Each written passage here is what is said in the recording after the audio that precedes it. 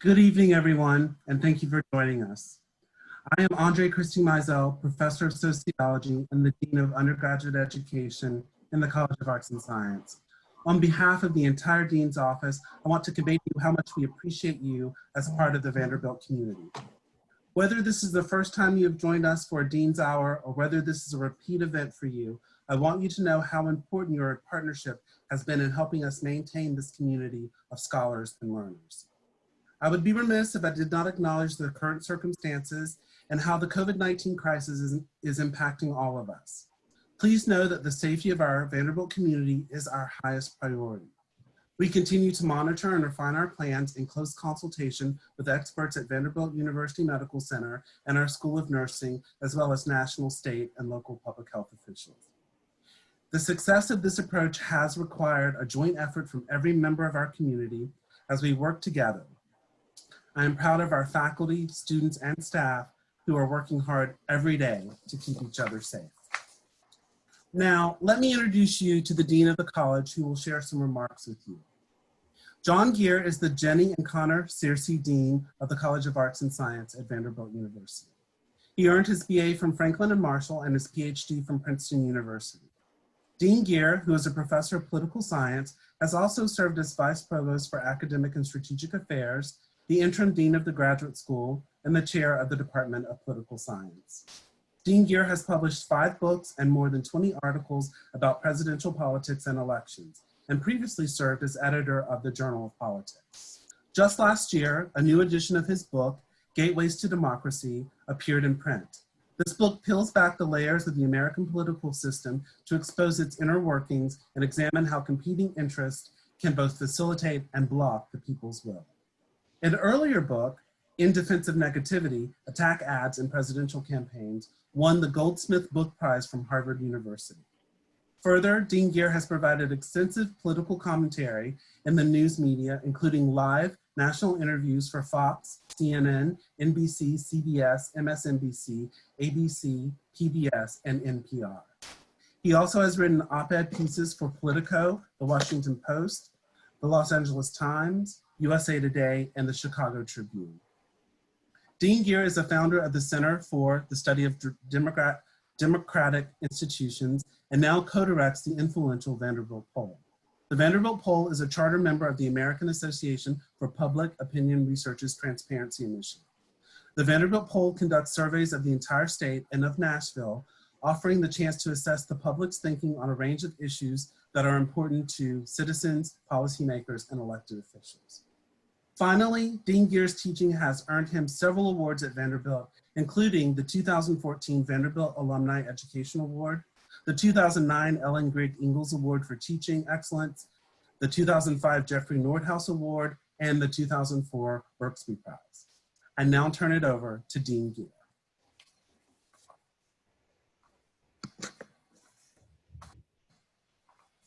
I hope people can hear me now. Well, thank you, Andre, for that introduction.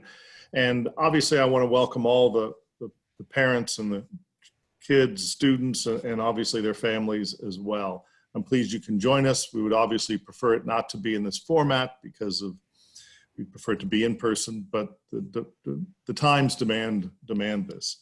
And, you know, we say all the time how challenging these moments are, how unprecedented they are, and all of that's really true.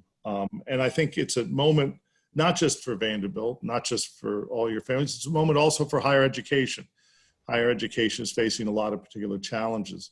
I will say that when the crisis hit, the university really made sure that we paid close attention to our values and to our mission. And we didn't want to deviate from that. And so that as we made decisions, and I'll sketch a few of those out, we were always shaped by that. We wanted to make sure that we stick to our mission. We want to make sure that we are protecting the safety of students, of faculty, of staff, and all members of the community. And of course, we want to continue to do the very best we possibly could in regards to education. You know, the fall semester, it's just worthwhile to have a quick reminder about how we got here. Well, first of all, in early March, we have to disband. We didn't understand the virus. In some ways, we don't fully understand it at this point, but we understood it far less. Everything was scrambled. We had to create, the faculty had to create online courses in basically a week. The students had to be sent home. The seniors were disrupted. Everybody was disrupted in lots of different ways. But as soon as this hit, I will say that the people in the dean's office, along with in the provost's office and the chancellor's office as well, started planning, because we knew that this was going to be a very difficult period of time, but we had to figure out how to continue with our mission. One of the huge advantages, and Andre referenced this, is that our campus is contiguous and compact, and we have 9 amazing colleges on it. And that means that both the medical school and the nursing school are in close proximity. In fact, many students, as they are crossing the Peabody Bridge, coming to the historic part of the A&S campus, are in fact passing the nursing school. They might take a different route where they pass the medical center. That's been a huge built-in advantage that we had. We could rely on their expertise and rely on their insights to make sure that we were doing the best possible thing. We made sure that we were data-driven at every point in time. We collected the best possible data, whether it be here from the city, whether it be nationally. We had experts on the faculty already in the medical center, in the nursing school, who were experts that could speak to these issues, and they provided us a lot of information and guidance to make sure that we did the absolute right thing. We created task forces, we created committees, we did all the things to start our planning. We talked to peers. What are they doing? What are they thinking?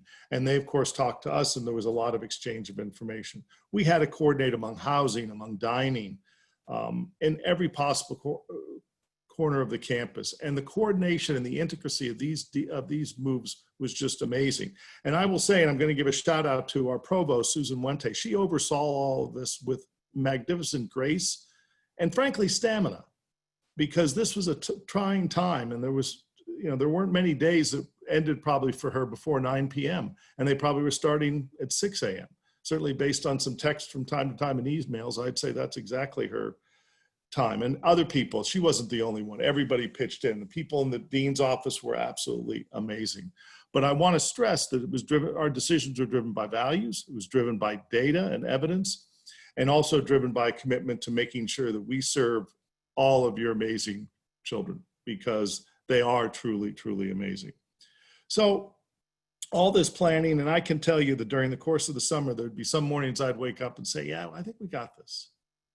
And there'd be other days, and I can remember it might be a phone call or a Zoom call with Dean Christy Mizell, and I'd think, oh, no, we're going to pull it off.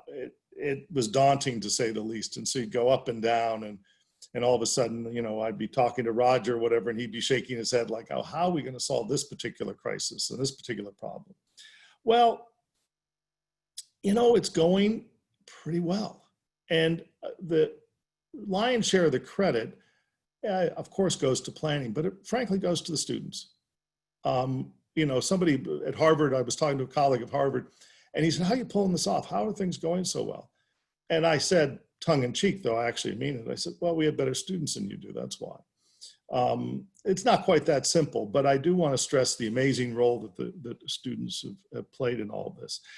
A couple of things that have indicated how the semester has gone so far. First of all, our rate of positive cases for COVID is very, very small. It's under 0.5%. It's just amazing. And this has been true for the entire semester. There's been very little melt among the class. That is, that students have just stuck with it. They want to be back on campus. Some students that can't, maybe for health reasons or because they're foreign students, but about 85% of our students wanted to come back. People are acting responsibly. They're limiting off-campus activities. And is that any fun? No, it's not any fun. It's not part of the college experience. But if they want to have any college experience, they understood they need to collaborate, work together, and be responsible. And they simply have.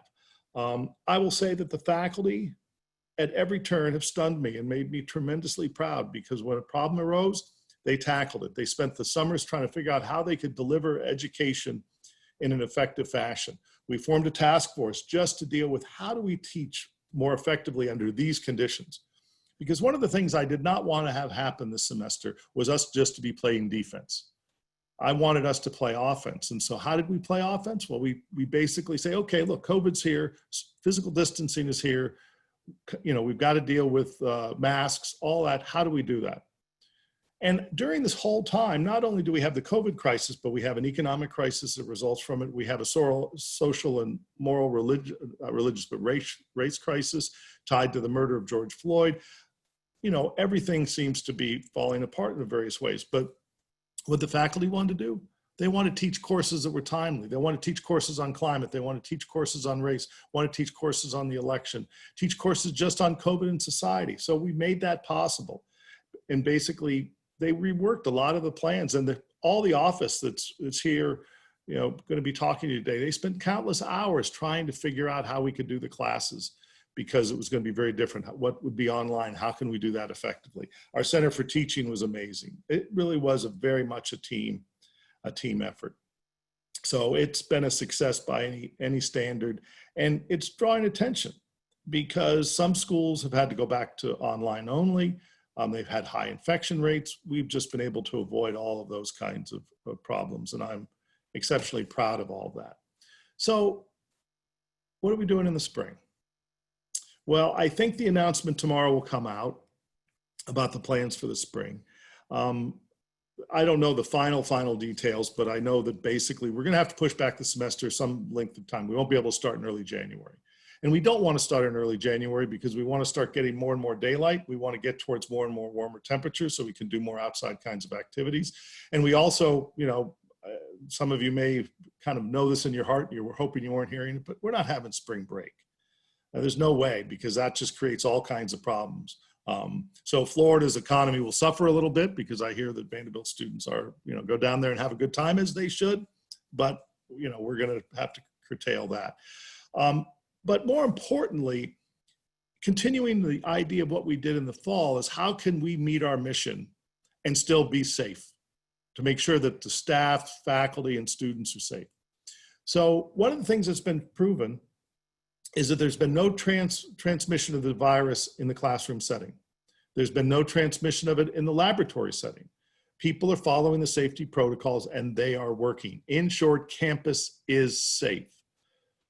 And so therefore, we're going to be able to do more in-person courses, more at what we also call components, because in some cases, it may not be a fully in-person course, it may be just parts of it.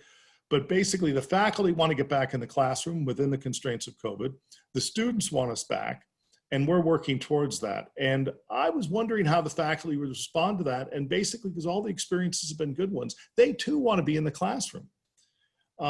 They enjoy those interactions. I mean, I worry, as all the parents worry, about the potential isolation of their students, and I still worry about that.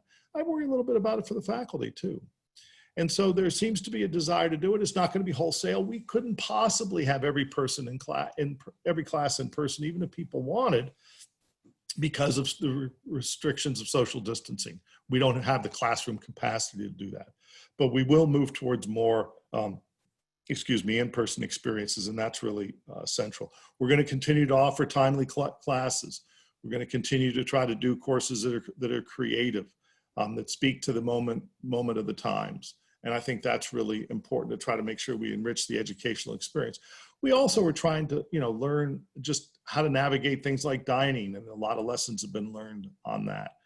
And so we'll take all these and make the spring semester even better. It will be more in person. How much more, I actually can't tell you, because literally people like Andre and Dan and Roger and Carrie and Andrea are working on creating the schedule right now, working with department chairs and with faculty to figure out what we're going to be doing. So far, it's going reasonably well. And if indeed the semester's pushed back a little bit, as I'm kind of letting you know will happen, that gives us a little bit of time, a few extra days, really not a huge amount of time, but some extra time.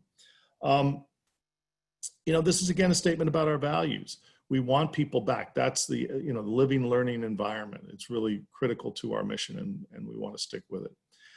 I finally want to end up, before I turn it back to my good friend, Dean Christy Mizell, is I want to talk a little bit about the value of liberal arts education. In this crisis, in this economy right now, people are going to say, oh, well, we have to have skills, and we have to make sure that we know something like computer science, or that we have some sort of business training to make sure that we get a job. That's all reasonable instincts, but in fact, they're a little misplaced. in the following way. That is that the skills that are going to serve your children for the long haul is learning what is taught in a college of liberal arts, learning how to write, learning how to read critically, learning how to look at data, and learning also the culture and the context of different societies and different places. All of these things matter. It's the kind of skills that serve you for your whole life. And one of the things that's going to come out of all of this turmoil in higher ed is there's going to be, I fear, some concerns that liberal arts don't provide the kinds of skills you need. And that's just misplaced, because it's going to give the skills that are absolutely essential to a long and a successful career. We know that people right now on average have like more than 25 different jobs over the course of their careers. And to be able to succeed in that, you have to have a range of skills. Yeah, you may want to get computer science skills, and those are really powerful, but what will they look like in 10 years? I guarantee you in 10 years, knowing how to write clearly and effectively will matter. And that's the kind of things that we are really committed to doing. So people should realize, and especially even when the economy is as tough as it is, that these are lifelong skills. These are the kinds of things that will serve all of you really well. And it's important, and it's something that I believe in, and I know that every member of the College of Arts and Science believes in. And it is the commitment to those kinds of values that have guided this university during this very difficult time. We are committed to the education of your children, and we take that seriously. It's frankly an honor. You know, I'm teaching a class right now. It's huge. It's on the elections. Of course, the elections are paramount in a lot of people's mind. I'm just impressed every day with the kinds of questions that students ask. It's just an honor, and you learn something. I mean, that's the thing about our students, and I was just telling the Board of Trust about this. I said, you think about students, they should be absorbers of information. No. Our students are good enough to produce new information. And we want to give them license to do that by focusing on problems, whether it be something like climate change or something like race, or just figuring out the impacts of COVID. Work on these problems. Your children can contribute to the solution of them. And our responsibility is make sure you have the skills to do it. So I'm going to leave on that note and turn it over to Dean Christy Mizell. But I want to thank you for entrusting your children with us. It's a responsibility we all take seriously, but it's much more than a responsibility, as I said. It's truly an honor. And this is a great university, and it's a wonderful college. And I'm just very lucky to be serving in this particular role at this particular time. And I want to thank right now all my colleagues who've been so critical this summer in making this semester so far a success. And none of us could be more proud of your students, your children, and all the contributions they've made. And wearing masks aren't any fun, but it at least allows us to pursue our educational mission, at least partially in person, and even more so next semester. So, Andre, I'm going to turn it over to you, and I hope everybody has a good rest of the night. Be well, be safe, and take care. Thank you very much, Dean Gear. We really appreciate you. So for the rest of our time together, we are going to address questions that were sent to us prior to this event, and then we will take live questions. Please feel free to use the Q&A function in Zoom to submit your questions. So just to tell you a little bit about those of us who are going to be on the panel tonight, my corner of the College of Arts and Science Dean's office is called the Office of Undergraduate Education. So the people you're about to meet, the associate and assistant deans that I work with daily, we concentrate on such things as overseeing the development of new courses, providing support for undergraduate research, coordinating study abroad opportunities, making sure students take advantage of summer opportunities that benefit their plan of study, helping them fulfill scholarship obligations, and acting as general sounding boards on a variety of issues that impact our students. So I'll introduce each of my colleagues to you, and they'll just say a word or two about what they do in the Dean's office. So first is Assistant Dean Andrea Hearn. Thank you very much. We're really pleased that you guys are spending your time with us this evening. Thank you for giving us an hour to talk to you. So my name is Andrea Hearn. I spend a lot of time meeting with students, advising students. I'm also our liaison to the University Registrar's Office. So I answer questions about students' academic records, their degree audits, their graduation requirements, and I chair our committee on individual programs, which considers students' proposals for self-designed interdisciplinary majors. And I teach in the Department of English. Thank you. Next is Associate Dean Roger Moore.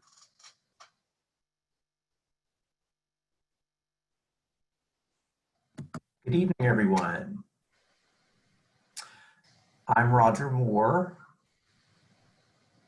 Can everyone see me? Good. I'm Roger Moore, and I am Associate Dean and also faculty in the Department of English, and I've had the privilege of teaching at Vanderbilt for 25 years. And in the Dean's office, my job is to work with students on all matters relating to their academic lives. And that may be when they are pursuing a triple major, or when they are looking at different kinds of enrichment programs, or simply helping them when they are considering withdrawing from a class. But that also means that I help students who are struggling for various reasons and help them figure out a plan for improving and getting back on track. So I serve on the university's CARE team, which is a group of professionals, associate deans from the 4 undergraduate schools, as well as the dean of students, the head of the student health center, the head of the University Counseling Center, and others. And we meet every 2 weeks to talk about students of concern, students who've come before us, faculty have let us know about them, so we can help them figure out a plan. I also serve as the chair of the Arts and Science Administrative Committee, which is the committee that considers petitions from students for any exceptions to faculty legislation, and also at the end of each semester is responsible for reviewing student grades and progress. Thank you. Next is Associate Dean Dan Morgan. Good evening, everyone, and I'm Dan Morgan. I'm a faculty member here in Earth and Environmental Sciences, where I study glacial history and the timing and extent of past ice ages. And then as an associate dean, I get to work on a lot of fun things. I oversee a lot of our honors programs. That could be the merit scholarships or departmental honors, or we have a small honors program in arts and science called the College Scholars Program. And then I get to work with a lot of things around immersion. So I'm the faculty director of Immersion and trying to work with faculty as they develop immersion opportunities for students and advise a lot of students on how they should pursue their immersion opportunities. And then work with things like the study abroad committee and internships and other things that students are doing to enrich their academic experience here. Thank you. And then Dean Carrie Russell. Good evening, everyone. We're so glad you're able to hear from us tonight and that we get the opportunity to introduce ourselves to you. I am the Director of Pre-Law Advising for the university. I'm a member of the Political Science Department, and I teach constitutional law and the pre-law courses that Vanderbilt offers. I also, as a member of the Dean's Office, help students who are considering seeking a master's program degree through the College of Arts and Science or our 4+1 program for students who want to stay and try to secure their master's in a very time-efficient way. So, and just like every other member of the team, we are all here for the purpose of serving the students and doing what we can to enrich their experience at Vanderbilt academically. So yeah, that's a summary of what I do. Thank you very much. So I can already see in the chat and in the question and answers that the questions are rolling in. So we'll do our best to get to as many of these questions as we possibly can. And those questions that we don't get to, we'll try and post those answers online so that you'll have those as well. Dean Moore, I want to start with you. We have a couple questions here about academic resources.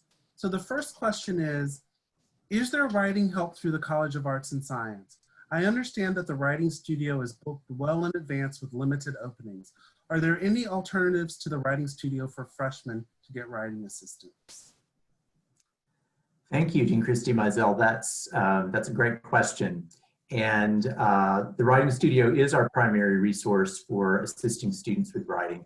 But first, I'd like to say that we always encourage students to work first, to seek out assistance first from their professors. The professors are available to them in regular office hours. They are available to them to make special appointments, to discuss writing. And so this is always the first resource and always a resource a student can rely on.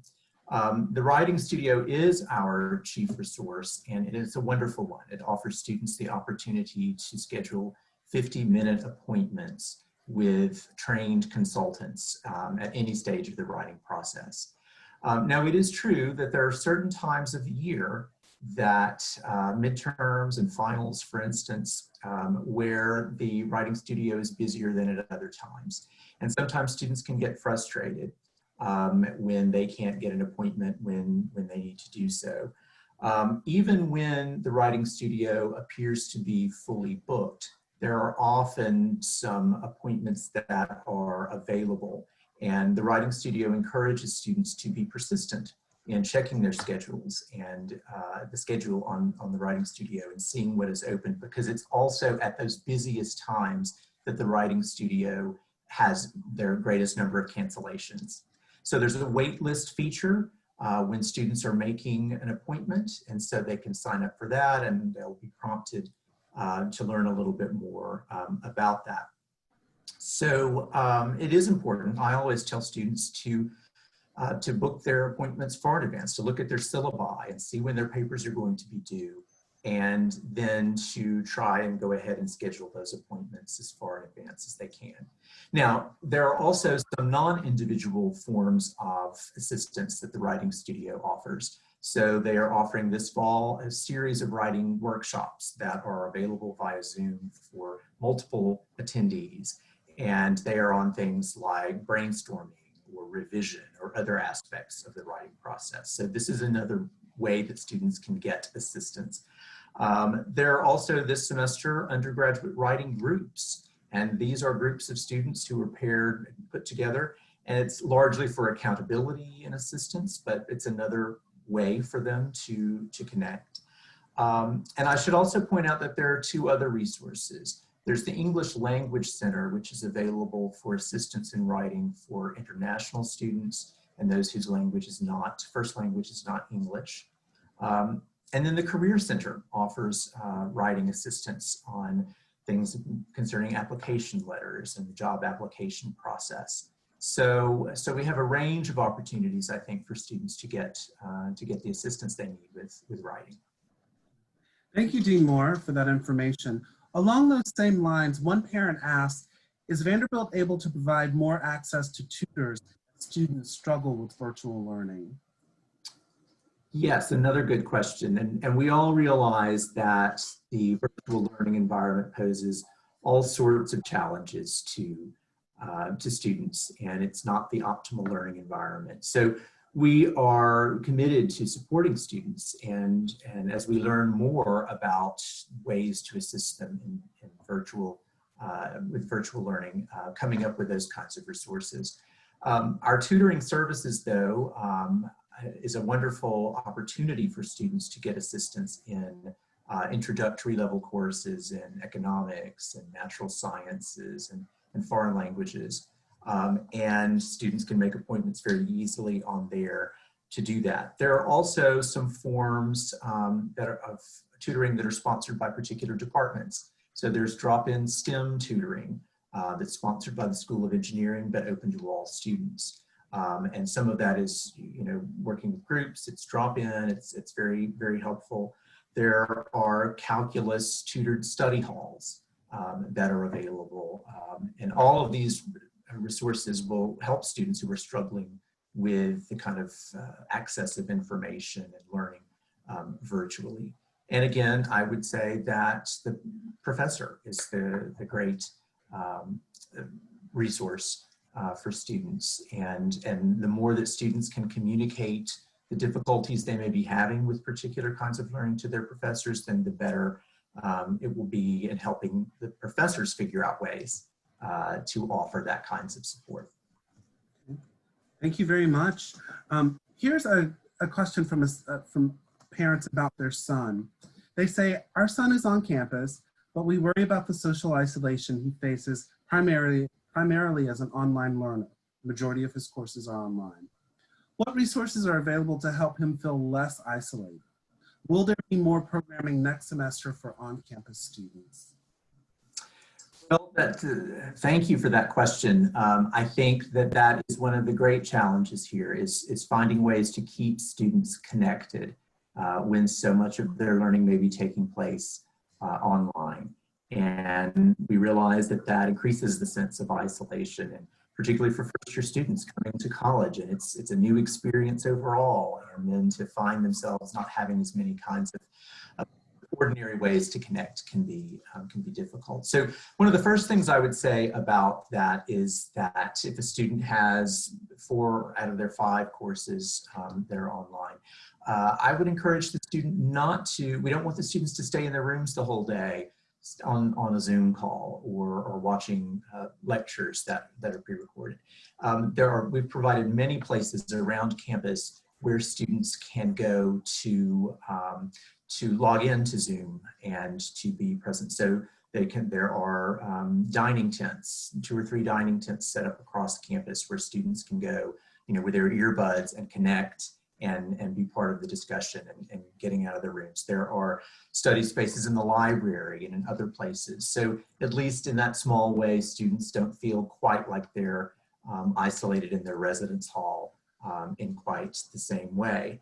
I do know for first-year students that the Dean of the Commons and the Commons heads of house have been working on increasing the number of activities for first-year students. And the university has just developed some new guidelines about the ways that students can gather and the number of students who can gather, and a process by which people can get those approved, both whether it's faculty members who might want to meet with a group of students, or if it's a student group. So your student may be a part of a group and they will have decided to put together one of these kinds of gatherings. I know that for students who are studying remotely, it's a particular challenge to feel connected, and particularly for those who are studying very far away, who may be in another country and are having great difficulty. And our Office of International Students has been devising a number of programs that will be continuing throughout the semester, where students can connect with other students in particular cities and other places to try and help them. So we're definitely learning as we go and figuring out better ways to connect our students. So I think that in the days to come, you and your students will be hearing more about what those opportunities may be. Thank you very much, Dean Moore. That's very helpful information. I want to move on to Dean Hearn. And there are a series of questions that have come through that are about students' plans of study. So Dean Hearn, one question is, are there advantages of double majoring? Do students successfully complete majors across 2 different colleges or schools? For example, my student is in arts and science, one parent says. Can she combine her economics major with a human and organizational development major in the Peabody College? Okay, I love this question. I could spend the rest of our time talking about this, so I just have to rein myself in. I mean, the short answer is yes, of course, there can be advantages to double majoring. There can also be some disadvantages, and I think it depends on the reasons why a student chooses 2 majors. So, if students truly interested in 2 separate disciplines, enough to spend half her time at Vanderbilt on them, then great. I mean, she has the advantage of learning, in-depth 2 bodies of knowledge. So, for example, I've had lots of students who were really interested in the natural sciences, also the humanities. So lots of students who were double majors in biological sciences and English, for example, because they really were interested in both of those disciplines. A student may consider 2 majors complementary in some kind of way. So having 2 majors, political science and German, psychology and economics, should have the advantage of disciplines that inform and build on one another. So those are great reasons, and so therefore really good advantages to double majoring. But I think a lot of students pursue two majors because they think it looks good in some kind of way to future employers, professional schools, graduate schools. Understandably, I think that they think it is signaling that somehow there's more work being done, more being put into things. But, it's usually that's just not true, right? Everybody does 120 hours at Vanderbilt. Double majors have just organized their time differently. And I also think, my sense is that employers in graduate schools are not as wowed by double majors as students seem to think that they will be. We're hearing this from the Career Center, from employers, from industry. I mean, they confirm this. I remember hearing a previous dean at the College of Arts and Science talk about a conversation she had with a board of trust, a Vanderbilt board of trust member, who asked her, what is the deal with all of these double majors? Can't they make up their minds? So I have a sense that students think it means something that it doesn't mean necessarily to other audiences. And finally, a double major can, it can restrict students' choices. I think it can, keep them from the benefits of exploring a discipline in depth. And I think there's a lot to be said for, sustained, focused pursuit of a single discipline. And, I like to remind students that the hours required for a major, that's the minimum. If you want to major in law, history, and society, you need to complete 30 hours. That's the least you can do and get that major. You could do more.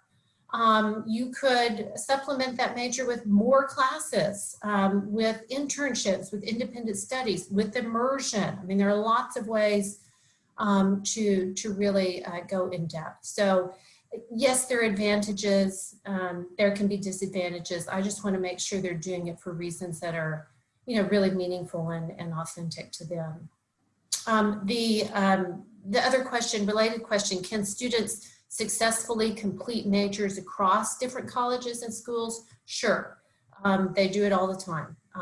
The example given, an economics major with a human and organizational development major, very common combination. It is a little trickier. It requires careful planning because of some rules about hours that we've got in arts and science, but yes, students can do that. They just want to really get familiar with their degree audit to keep track of requirements. Thank you. Along those same lines, another parent asked, if my child is working on a dual degree, would they get 2 diplomas at graduation? Another great question. It depends on what you mean by dual degree. If you mean truly 2 degrees, so Dean Russell mentioned our 4+1 program, for example. So if your student is pursuing a bachelor's on the way to a master's, and they're going to get 2 actual degrees, Bachelor of Arts, Master of Arts, then yes, they're going to get 2 diplomas because they've gotten 2 degrees. If you're asking by dual degree, dual majors, 2 majors, then the answer to that question is no, because there's just 1 degree, Bachelor of Arts degree, with 2 majors. So students will kind of confuse these terms a lot. They'll say, I'm getting a degree in theater, I'm getting a degree in chemistry. Strictly speaking, they're not. They're getting a Bachelor of Arts degree with a major in theater or chemistry. So if you're talking about 2 majors, nope, there's just 1 diploma because there's 1 degree. If you're truly talking about 2 degrees, yes, 2 pieces of paper. Thank you. And then finally, here's a question about advising. One parent says, my child is a first-year student and has had good pre-major advising, but wants to be a neuroscience major. Is he allowed to get advising directly from the neuroscience program? Yes, and in fact is encouraged to do so. I directed our pre-major advising center for many years, and I was an advisor, a pre-major advisor before then. So I can say with complete confidence that we want to encourage students, first-year students, to reach out to departments and programs when they begin to have detailed, in-depth questions. Every department and program has a person called a director of undergraduate studies. You can go to the department or program's website, find that person's contact information. They're kind of the hub for undergraduate advising in that department or program. And so, first year advising will help students kind of get their feet through the door, just get started. But if your student has detailed questions, what do I do as a junior? What about research? Then absolutely go ahead and reach out to that director of undergraduate studies. Use their website, and don't forget the degree audit. And yes, has a very handy what if tab that lets students explore different requirements. Thank you very much. Very helpful information. I'm going to move on to Dean Russell now. And Dean Russell, there are a series of questions here about coursework and about student strategies for success. One parent says, my student has 2 hybrid courses and early in the semester was very confused about when she was supposed to show up in person or meet with her class online. While YES gives the days, times, and locations of courses, it does not indicate when students are in person versus online. What is the best way to confirm the hybrid schedule? With the instructor.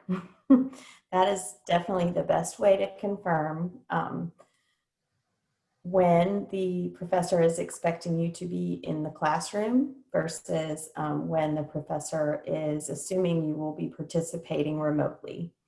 And of course, the reason that we have set up these different hybrid class experiences is so that we can bring students together safely in our classroom spaces, and we're having to really maximize the venues on campus in a way that can ensure that the students that are participating in person are able to do so in a socially distanced way.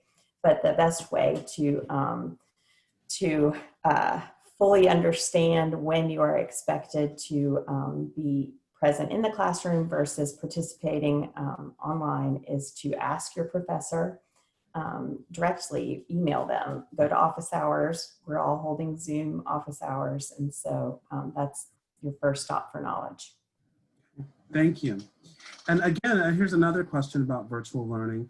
What are some strategies for success with virtual end of the semester finals from home?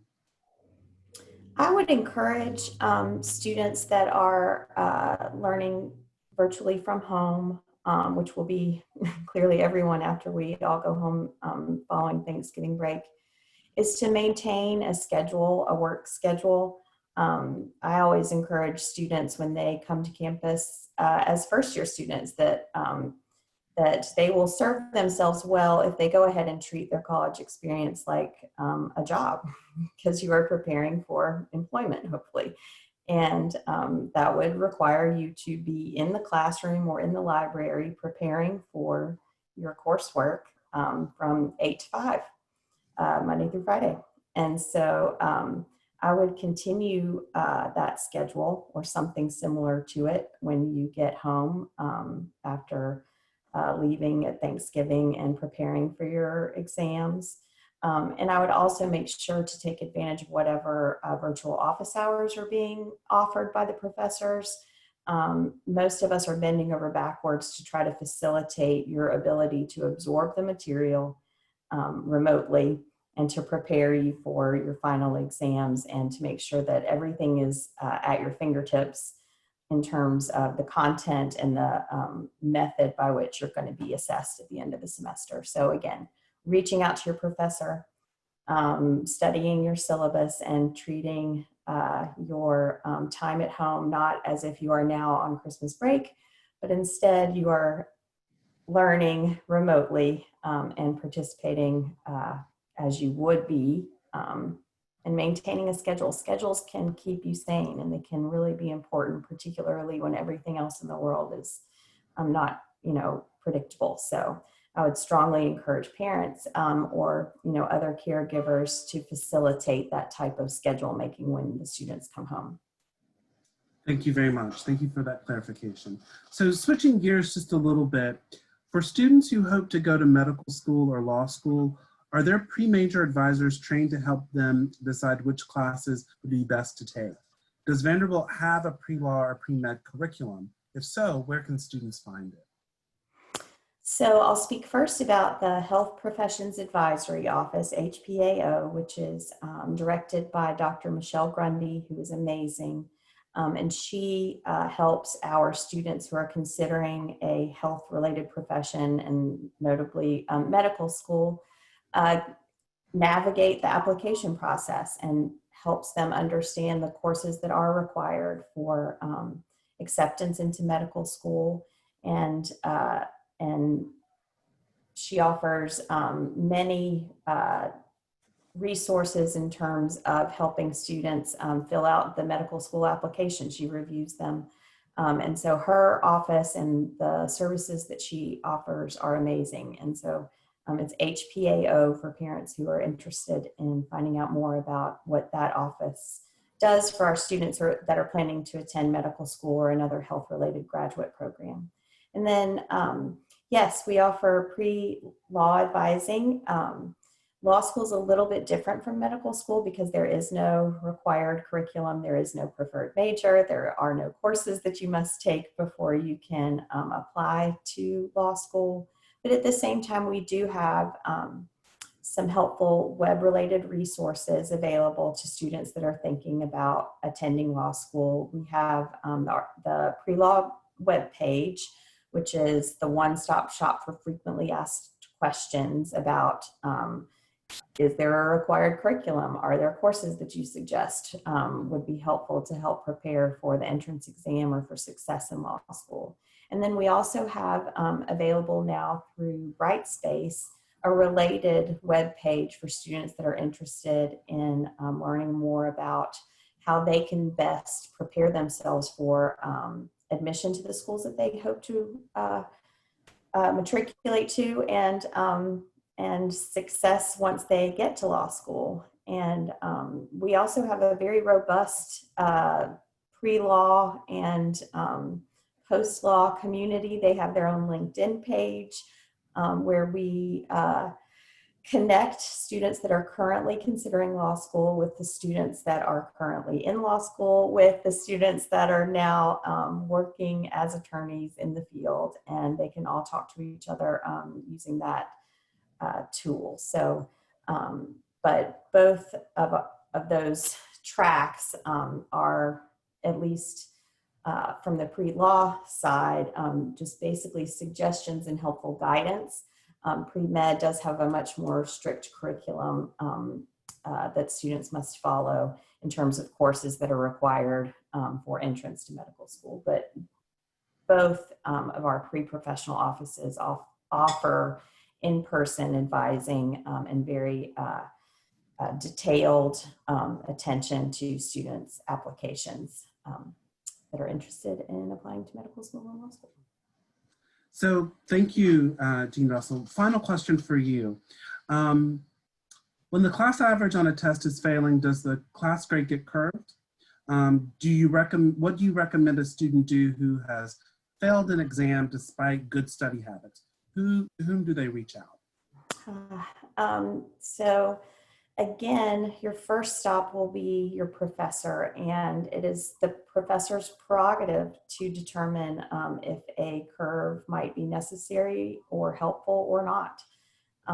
And so trying to communicate clearly with your professor is a life skill that everyone needs to start developing now. And I would strongly encourage the student to reach out to the professor. We are not, we're barely midterm at this point. And so there's plenty of time left to have a heart-to-heart with the professor about what their expectations are in terms of work product, how to better prepare for the next exam. We have the tutoring centers that have been referenced already that are there to help our students one-on-one in mastering the material that they're expected to learn in each class. And so, you know, most professors, it's not our goal to ever fail a student, and it's not our goal to make the tests insanely complicated. We want all of our students to do well. And so, you know, having that good faith positionality from the beginning to know that we really, really, really want you to succeed. We want you to lead our country and the world in the very best of ways, because we know you can do it.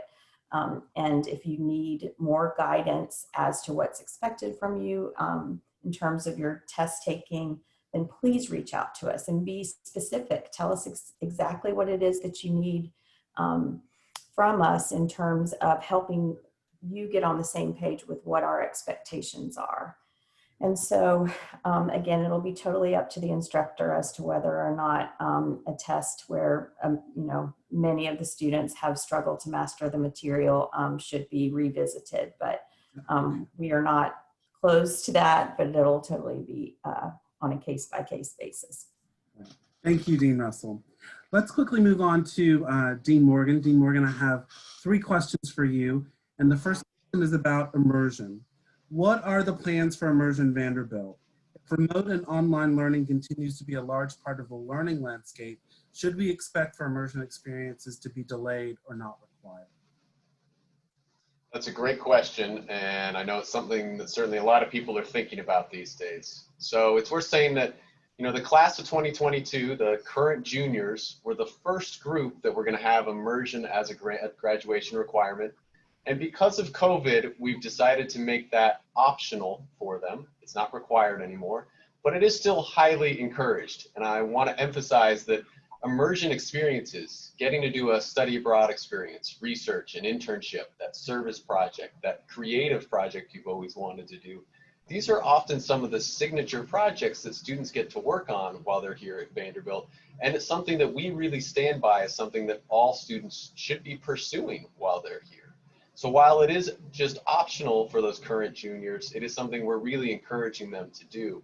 And we're reaching out to them a lot to really get them to still think about ways they can do that here. So it is true, right? Study abroad has been canceled for both the fall and the spring this year. And there certainly are fewer opportunities to get involved with research or internships. But we're still planning on moving forward with the immersion requirement for all of our students, beginning now with the sophomore class and the class of 2023.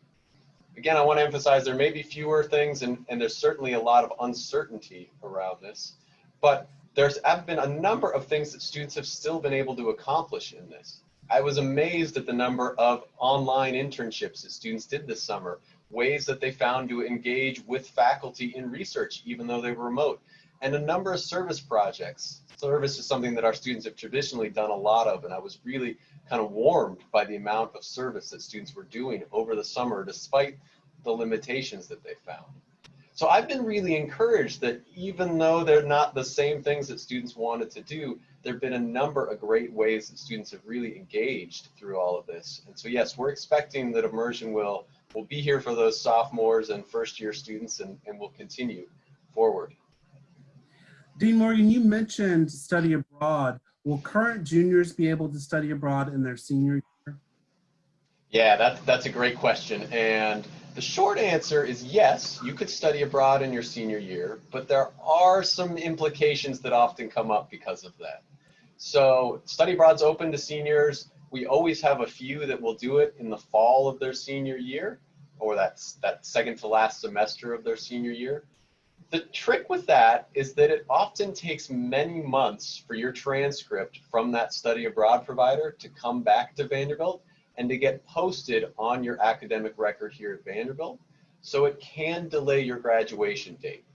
When seniors study abroad in that fall of their senior year, we actually walk through this with them and talk to them about it and make sure they actually sign an acknowledgement, understanding that even though their semester may end in December, those grades may not come back sometimes until June or July, in which case they can't graduate in May if those grades are not officially posted here at Vanderbilt. So it may mean that they graduate over the summer. Doesn't mean they have to take any additional classes in the summer, but their technical graduation date may not be until that summer month. Okay, great. And then our final question that we have time for, are there opportunities to apply for scholarships after the first year? How can families find out more about scholarship opportunities? Yes, this is a question we get a lot here because we offer great financial aid packages, but it's true that it's primarily offered when you're applying and you're a prospective student and coming in as a first-year student. So there are a few things I'd like to emphasize with this. And one is that through Opportunity Vanderbilt, we are committed to meeting 100% of a family's demonstrated need.